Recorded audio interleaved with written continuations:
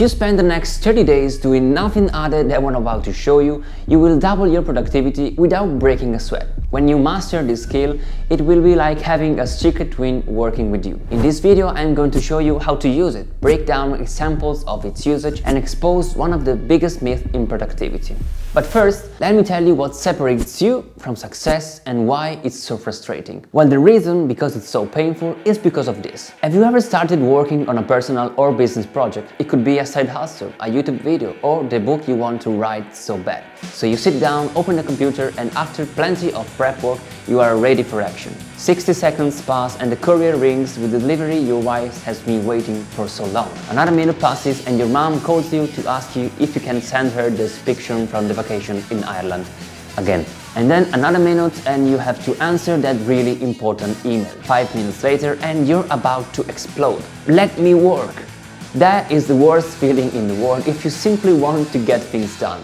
And it's called multitasking. Multitasking is when you do multiple things at the same time, but instead of working 100% on one single task, you are just spreading your attention over different things. The way you avoid multitasking is by becoming a master of deep work. And the reason this is such an important skill is because notifications will keep coming. Every day you will receive dozens of new emails to read, your mom will keep calling you, and the time you have is less and less and less.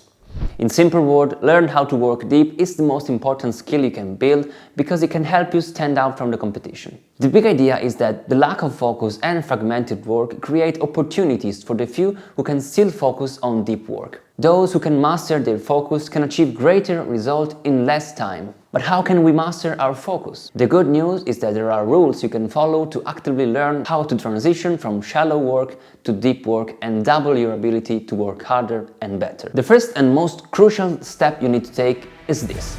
Go to your boss, take a sabbatical year, or if you prefer, quit your job. Say goodbye to your family, abandon all of your possessions, move to the most remote place on this planet, and you will finally manage to write that damn novel. Or, if you want to keep it simple and you're not ready for the hardcore version, you can simply disconnect yourself for a certain period of time and limit your access to social media and all sources of distraction, including your mother. The point is not to become immune to distraction like a modern monk, but to eliminate distractions at their roots. You have to accept the fact that notifications are stronger than you, but you can control the power they have over you. Another benefit of disconnecting and dedicating a certain period of time to deep work is the following, and indeed it's precisely because of this that deep work becomes productive. To make it more entertaining, I want to explain it in 60 seconds. Time is exactly like water, with one huge difference. Water and time are not the same because they are a limited resource, but essentially because they take the shape of the container. You can pour water into a wide or narrow container and it will take its shape. Time does exactly the same thing with one key difference. It expands. You see, there is this thing called Parkinson's law that defines this.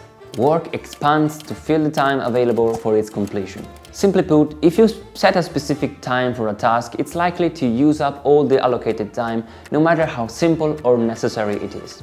You give yourself a day to write a chapter of a book, you will put in all the efforts you can to finish it on time. But if you give yourself a month as a deadline, you will use the whole month for that same chapter. The key is to play a little joke with yourself. Take me as an example.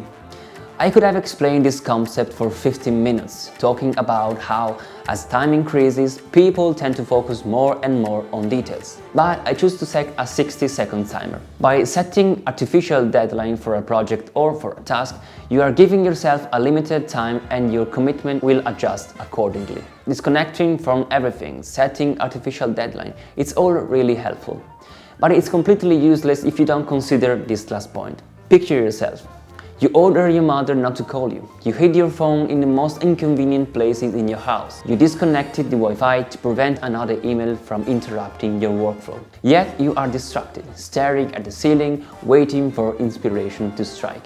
Maybe, and I mean maybe, it's because you're trying to become a crochet professional. No matter how disciplined, organized, or productive you may be, you will never achieve a goal that you fundamentally don't care about, even if it's easy.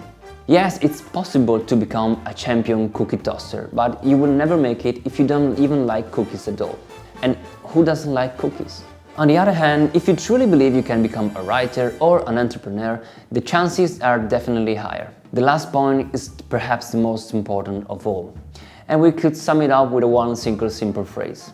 You have to pursue goals that are important to you. But what are the goals that mean the most to me? That's a great question, thanks for asking. I would love to answer, but unfortunately the artificial deadline I set for this video is about to expire. Luckily, you can watch this video right here, where I'll tell you the formula you can use not only to find what's important to you, but also to completely reinvent yourself. And yes, Mom, I'll send you those pictures again.